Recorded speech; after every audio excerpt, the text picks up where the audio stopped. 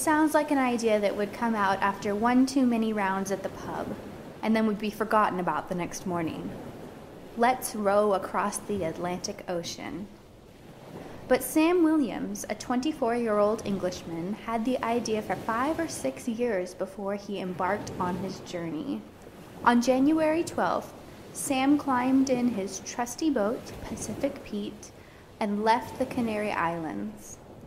75 days, 4 hours, 43 minutes, 3,750 miles, and countless of iPod playlists later, he arrived to hugs and glasses of champagne in Antigua.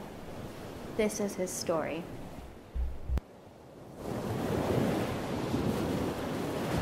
Well, I really wanted to find something that was really difficult to do.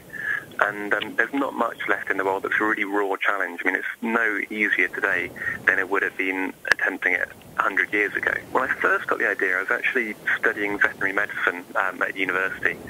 And the idea kind of grew and grew. That was probably about 5 or 6 years ago now. And so since then, I quit vet school just because it wasn't really what I wanted to do. And just before doing the row, I was finishing off a law degree and working for a law firm, which is incredibly boring.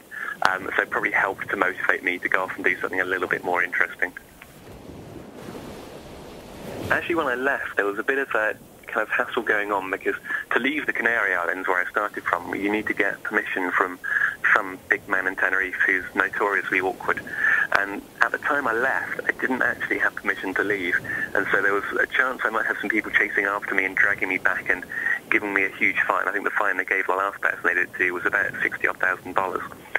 So I was actually just kind of in a bit of a covert mood and trying to hope no one noticed me leaving. And it was only after about 4 or 5 days, when I was well outside of the islands, I could start to relax. So I wasn't really focusing on the row itself. It was more just kind of watching out for boats following me and hoping no one came out to drag me back.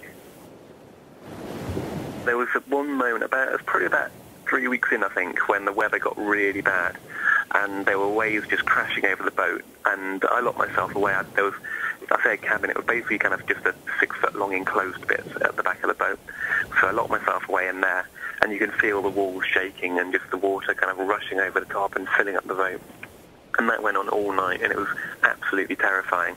But in the end, the boat got through it, and I came out in the morning, and everything was fine. But for about 12 hours, I was just hidden at the back of my boat, really desperately hoping the morning would come and I'd still be alive. I had all kinds of stuff on the iPod. If I was in a really good mood, one that kept on coming on was, I either put on a lot of Aerosmith, I was a big Aerosmith fan, or also I often rode for the length of an album and then had a break. And so if I was feeling really good, I often put on the best of the Rolling Stones, which is a double album. So you can tell that if I'm doing that, I think I can row for kind of 2.5 hours solid. So I must be in a good mood. So that went on quite a lot. Yeah, well, it was great when some of the marine life came along to visit. So there was this one point when dolphins came along and they just started kind of just mingling around the boat. And to start off with, I took some video footage on my camera, but then thought, this isn't an opportunity you get every day, so I just threw the camera down, tied myself onto the boat and jumped in. And I say swimming with dolphins, it was kind of probably more really, really bad just treading water, because I didn't want to get too far away from the boat, but that was an amazing experience. And another time a whale came along, which was bigger than the boat, so that was pretty special as well. In the final day, when I could start to see land, it was an amazing feeling. You just keep on looking over your shoulder, realising it's all over, because I hadn't seen land for 75 days.